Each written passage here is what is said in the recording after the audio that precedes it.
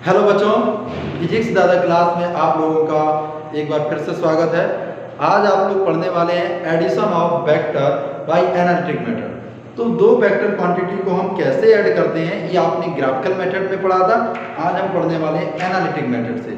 तो analytic method ये आपको बताएगा कि जब दो फोर्सेस हों या दो वेक्टर क्वांटिटी हैं, एक ही पॉइंट पे जब एक्ट करती हैं तो उनका रिजल्टेंट कितना होगा, बॉडी में रिजल्टेंट का इफेक्ट की डायरेक्शन क्या होगी। फॉर एग्जाम्पल हम सब कंसीडर करते हैं, एक आपके पास कार है।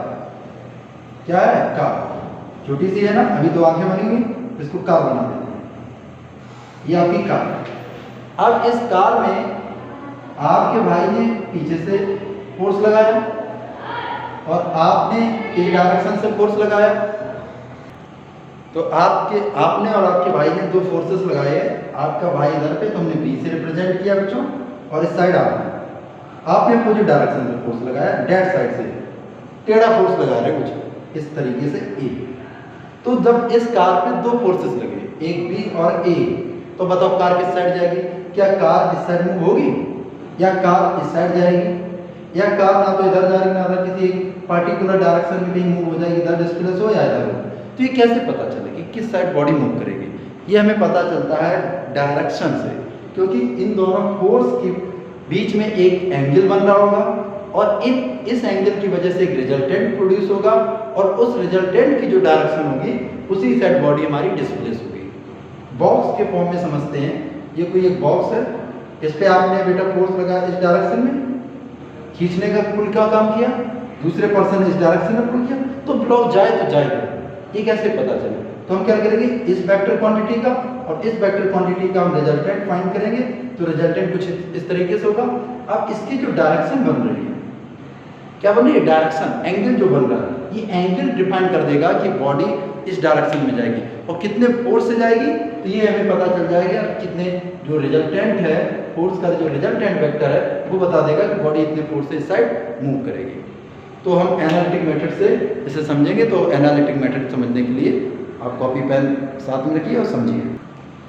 तो let's start. We suppose that we have a vector A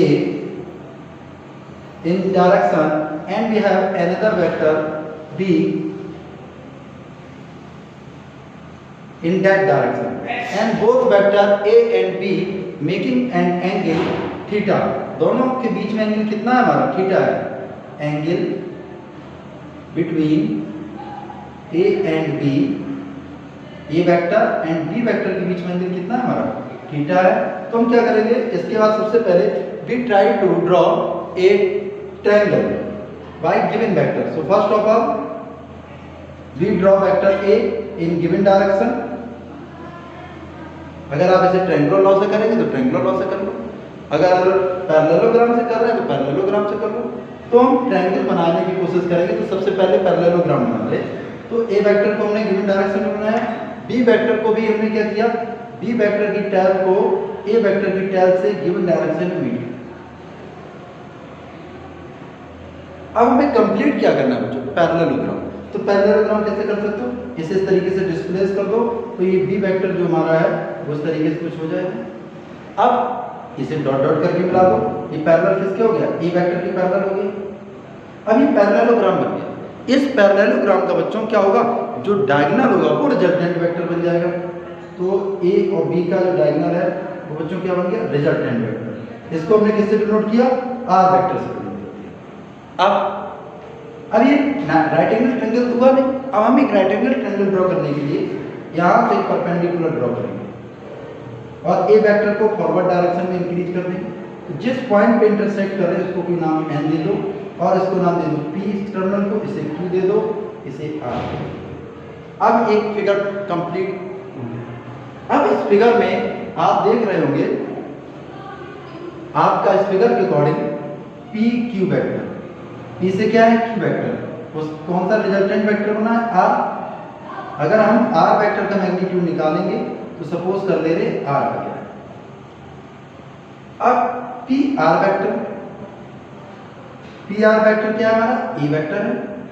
तो अगर हम ए वेक्टर का मैग्नीट्यूड बच्चों निकालेंगे तो क्या आएगा? ए आएगा। एंड अगेन कंसीडर ए पे P B is B vector, तो पी बी इक्वल क्या है, बी वेक्टर है। और बी वेक्टर का मैग्नीट्यूड अगर निकाला है तो सपोज कर लिया बी आ गया। अगर ये बी वेक्टर है तो इसकी तो पैरेलल हमने डिस्प्लेस किया था जो वेक्टर आर क्यू बनाया, तो ये भी तुम्हारा बी वेक्टर हो गया। और बी वेक्टर का मैग्नीट्यूड निकालेंगे तो वो भी हो जाएगा, इसलिए पी बी इक्वल क्या हो सकता है हमारा आर क्यू, तो ये भी हो गया। और ए वेक्टर का मैग्नीट्यूड निकाला तो ए बना, तो यहाँ पे हम वेक्टर साइन हटा दे रहे हैं, सीधा मैग्नीट्यूड कर दे रहे हैं। अब हमारे पास पी से लेके क्यू तक की तो वैल्यू ए है और क्यू से आर से लेके क्यू तक की बी है।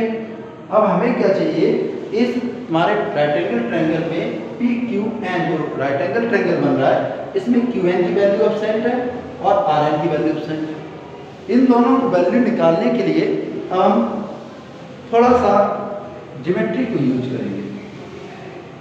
अगर क्वेश्चन में कहा गया तो स्टार्टिंग में ही angle between A and B theta, तो ए और बी के बीच में अगर ये पूरा थीटा था तो यहाँ भी तो पूरा थीटा ही बना होगा,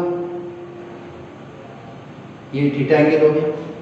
अब ये 10th में पढ़ा था ना bisector angle, one side angle, ये सेम तो ये सेम, तो यहाँ पे जब थीटा बन रहा है तो यहाँ भी तो थीटा बनेगा।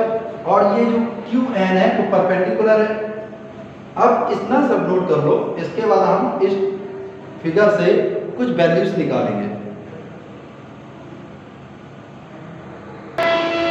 तो इतना सब होने के बाद अब हम ट्रायंगल में देखते हैं, in triangle P N Q, हमने पी एन क्यू ट्रायंगल देखा।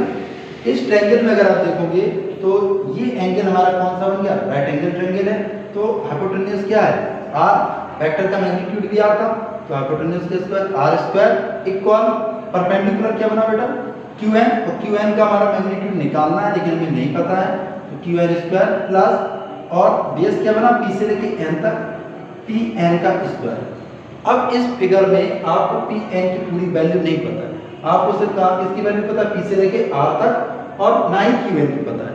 तो हमारा सेकंड काम हो गया, इस equation first they the, Q N की वैल्यू निकालने और पी एन की वैल्यू निकाल के इसमें प्लेस करेंगे। तो हमने ट्रायंगल लिया, ट्रायंगल अगेन एक ट्रायंगल ले रहे हैं Q N R, Q N R एक ट्रायंगल हो गया। और क्यू एन आर में साइन थीटा को हम लगा रहे हैं, साइन थीटा की वैल्यू क्या होती है, परपेंडिकुलर अपॉन हाइपोटेन्यूज, परपेंडिकुलर क्या क्यू एन और हाइपोटेन्यूज क्या हमारा आर क्यू। अब क्यू एन की वैल्यू तो हमें निकालनी है और पता भी नहीं है यहाँ पे। आर एन की वैल्यू हमें सॉरी आर क्यू की वैल्यू क्या है, क्वेश्चन में पता है, फिगर से बी है, तो क्यू एन की वैल्यू निकल के आ गई बी साइन थीटा। तो अब हमें क्यू एन की वैल्यू पता है, प्लेस कर सकते हैं। अब एक वैल्यू और पता चल जाए पी एन की वैल्यू, और पी एन दो टर्म में डिवाइड है, यहाँ पे लिख दे रहे हैं P N equal P to R plus R to N, दो चीजों की। अब पी आर की वैल्यू आपको पता है ए है और आर एन की वैल्यू नहीं पता है, तो आर एन की वैल्यू आप निकाल लेते हैं।